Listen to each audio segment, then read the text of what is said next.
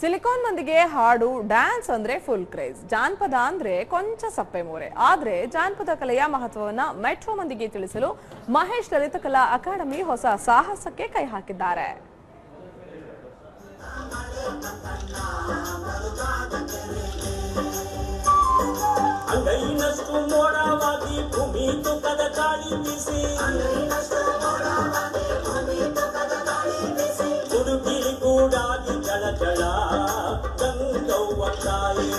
ಹೀಗೆ ಮಾಯದಂತ ಮಳೆ ಬಂತಣ್ಣ ಎಂದು ಕೋಲ ಹಿಡಿದು ಕುಣಿಯುತ್ತಿರೋ ಪುಟಾಣಿ ಮಕ್ಕಳು, ಡೊಳ್ಳಿನ ಸದ್ದಿಗೆ ಹೆಜ್ಜೆ ಹಾಕುತ್ತಿರುವ ಯುವಕರು, ಇಂತಹ ಅಪರೂಪದ ಸುಂದರ ಕ್ಷಣಕ್ಕೆ ಸಾಕ್ಷಿಯಾಗಿದ್ದು ಮಹೇಶ್ ಲಲಿತ ಕಲಾ ಸಂಸ್ಥೆ ಆಯೋಜನೆ ಮಾಡಿದ್ದ ಜಾನಪದ ಜಾತ್ರೆ.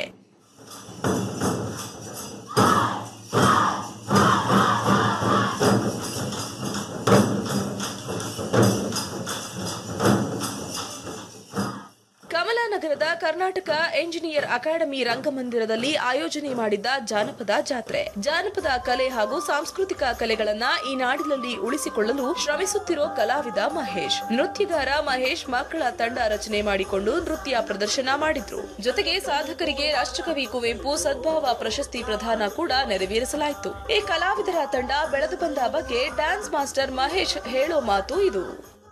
ಈಗಿನ ಪೀಳಿಗೆಯ ಮಕ್ಕಳಿಗೆ ಒಂದು ವೆಸ್ಟರ್ನ್, ಒಂದು ಪಾಶ್ಚಿಮಾತ್ಯ ನೃತ್ಯ ಅಂದರೆ ಏನಾಗಿದೆ ಅಂದರೆ, ಅದಿದ್ರೆ ಯಾವುದೂ ಎಲ್ಲನೂ ಬರುತ್ತೆ.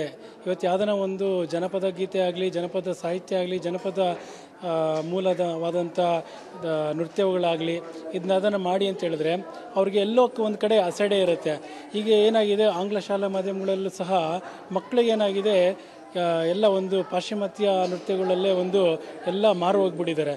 ಆದರೆ ಒಂದು ನಮ್ಮ ದೇಶೀಯ ಸೊಗಡು, ಆ ಒಂದು ಜನಪದ ಕಲೆಗಳ ಸೊಗಡು, ಆ ಸೊಗಡಲ್ಲಿ ಇರುವಂಥ ಒಂದು ನೈಜವಾದ ಒಂದು ಕಲೆಯನ್ನು ಯಾವ ರೀತಿ ತೊಗೊಂಡು ಅವ್ರು ಮೈಗೂಡಿಸ್ಕೊಂಡು ಮಾಡಿದ್ರೆ ಯಾವ ರೀತಿ ಅವರು ಒಂದು ಅಂಗಶುದ್ಧಿ ಆಗುತ್ತೆ ಅನ್ನೋದನ್ನ ಎಲ್ಲರೂ ತಿಳ್ಕೋಬೇಕಾಗತ್ತೆ.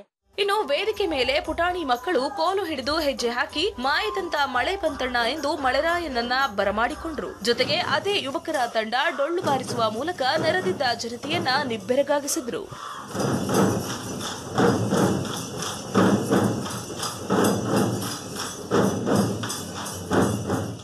ನಮಗೆ ತುಂಬ ಇಷ್ಟ ಆಗುತ್ತೆ ನಮ್ಮ ಸರ್ ಹೇಳ್ಕೊಡೋದು.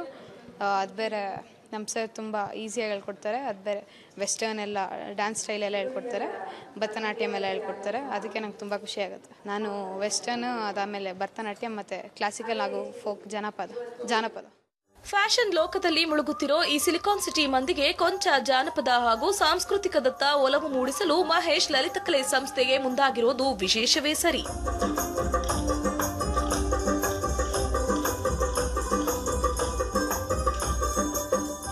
ಕ್ಯಾಮರಾ ಪರ್ಸನ್ ಪ್ರಶಾಂತ್ ಜೊತೆ ಉಮೇಶ್ ಉದುಸೆ, ಸುದ್ದಿ ಟಿವಿ, ಬೆಂಗಳೂರು.